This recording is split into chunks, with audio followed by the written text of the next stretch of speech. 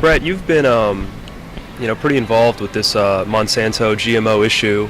Can you just explain to people, first tell us your name and explain how you got involved with this? I really like food, and several years ago I became aware of the problem with the GMO industry and the biotechnology and the essentially the theft of resources and all of the issues, all of the corruption, and I was quite incensed about it. I try to feed my kids clean, healthy food. I was incensed that there was labeling in other countries and we couldn't get the labeling here. And then 3 or 4 years ago, 4 or 5 years ago now, I guess, my young son, probably about 12 years old at the time, said that he wanted to run across the United States. And a few years later, he was still talking about it, so my wife and I said, okay, well, if we're going to do this, I'd like to do it for a cause, for a reason. So I talked to David about doing it for a GMO-free movement. And I wrote a book called We're Monsanto, Feeding the World Lie After Lie. And got that published just briefly before we started our run in January of 2014. And as we ran across the United States, we passed out GMO-free seeds that were given to us by Baker Creek Heirloom Seeds. And we had a lot of support from GMO-free USA, which we really appreciated. They would publicize what we were doing as we went across the states. And so we passed out about 3,000 seed packets as we ran across the states, talked to people, talked up the issue, and my son and I spoke at the March Against Monsanto. We ran across the United States. We actually ran into St. Louis on the day of the march, about a half hour before the march started, and were able to speak there. And then finished up in oh boy, my memory just is terrible. We finished up in New Jersey at some place, Ocean City, New Jersey. Yes, I'm sorry for the people in New Jersey who helped us with that. Boy, all right, little Alzheimer's slipping in. But it was a beautiful thing. We finished on, my wife and I celebrated our 25th wedding anniversary on the day that we finished. And I got back home and I wrote a second book on Monsanto, We're Monsanto, Still Feeding the World Lie After Lie, book 2. And while we were running across the United States, we met some parents who had autistic kids, and and several of them said, yeah, it was the vaccines. And in spite of what the government or their doctors may have told them, they knew their kids. They knew what happened. Their kids were fine, they got the vaccines, and then they saw the terrible side effects and then the regression.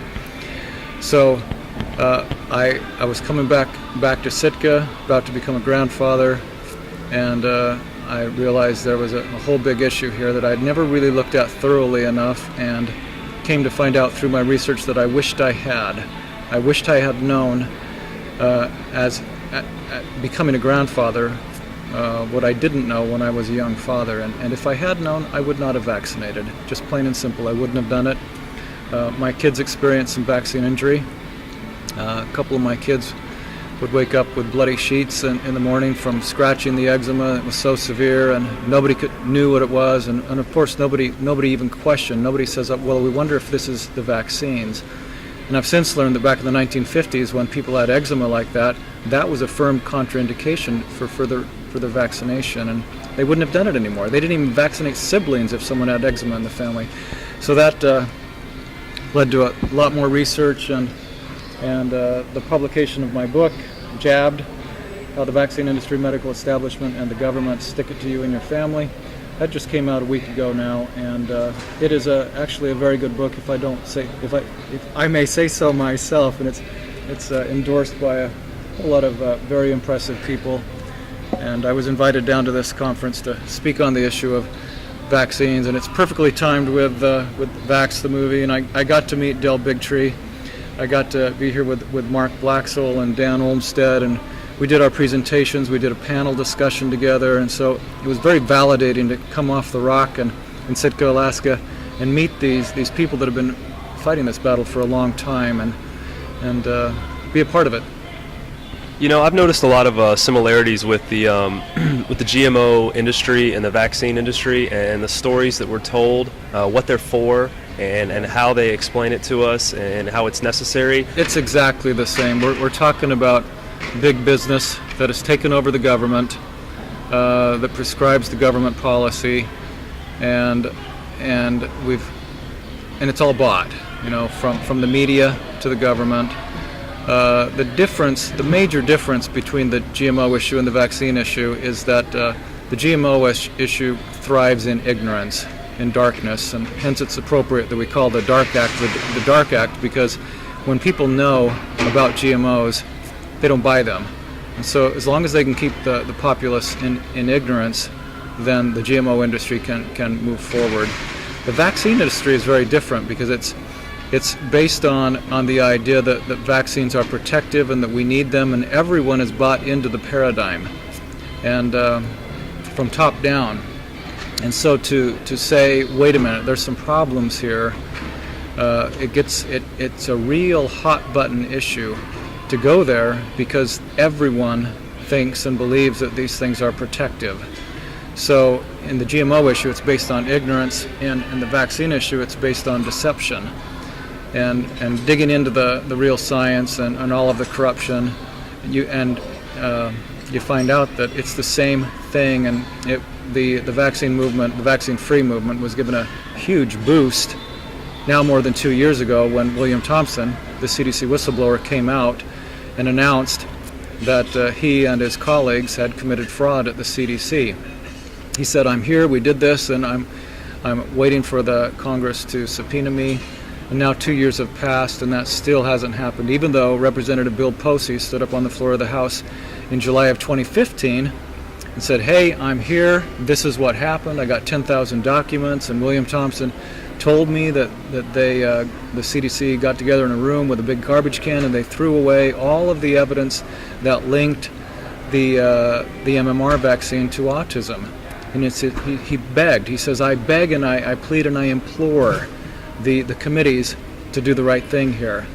And it's a year later, and he still has not been subpoenaed. And I personally think that they can't subpoena him, because if they were, then the truth would come out about vaccines and autism and other dangers. And the government, it's a government edict that vaccines are safe and effective. It's a government edict that vaccines don't cause autism. So here you've got a man in the CDC saying they're not safe, they're not effective, and they do cause autism. That's something they don't want to mess with. That could take down multi-billion-dollar industry. Now you've got your two books about Monsanto and GMOs, and your Jabbed book about vaccines that I'm also going to post links to in the description below for people if they want to purchase them online. Thank you. What else can people do other than getting educated through your information, at their own homes and their own communities to fight these issues? Well, we fight numerous ways, and there's no one way to go about this. Not everybody wants to write a book, but if you do, write a book. If you write poetry, write poetry. If you write songs, write songs. If you have friends and family, if you go out to restaurants, as you're talking about food, bring up the GMO issue. If you got relatives who are about to become pregnant, say, well, have you looked at this and studied this? So, and of course there's all the advocacy groups that you can join. National Vaccine Information Center, nvic.org is a big one for the vaccines, and you've got March Against Monsanto on the GMO issue. And many other advocacy groups. You can join one of those, support, organize, donate. If you're political, go to the Capitol, go to the people that are passing the laws, and talk to them and say, look, this is an issue, and help inform them, because there's a lot of people that wear very nice suits who are paid a lot of money to go to these politicians to tell them the pro-business side of it. And quite frankly, most of the politicians have accepted a whole lot of money that help them get their positions in government. So we're fighting an uphill battle on both fronts. There's so much money involved in both fronts. So, the answer is do whatever you can do, whether it's just a conversation over lunch, or whether it's flying across the country and going to D.C. and talking to the people that are making the rules. Well, Brett, I just want to thank you so much for taking the time to speak with me today, and I wish you the best of luck in your journey. Thank you, Justin, and I thank you, because you're doing this probably, well, I don't know how much time you put into it, but we all do it in our own way. You've headed up the March Against Monsanto Orlando, which I assume would be a major undertaking with a whole lot of rules and regulations and a huge process to make that happen. And I got the March Against Monsanto going originally in Sitka the first year it happened back in 2013, and it was a small time effort, but still it was fun to do, and so it's just fun to be here with a colleague who's pushing forward with this.